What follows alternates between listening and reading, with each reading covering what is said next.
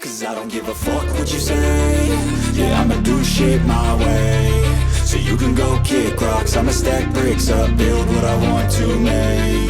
Yo, I got a lot of shit to say, so I'ma do this every day. I'll be writing things until I'm fucking buried in my grave. 6 feet deep under, but my body won't decay. Cause my messages are timeless, so they'll put them on display. Oh yeah, I rap with a certainty, I have a sense of urgency. A message for eternity, for everyone internally. I had some people burning me, but now they fucking learn to see I ain't the one to fuck with, now they looking nervously. And I don't really care what you think of me, respectfully. You can kick rocks if you think you're fucking better, see. I will outwork you, turn you to an enemy. Hurt you so bad that you're gonna need some therapy. I got the motherfucking recipe, I've been cooking up hits, I'ma leave a legacy. You'll be looking small when you're standing right next to me. I'm 5'10", bitch, but I'm 10 feet Cause I don't give a fuck what you say.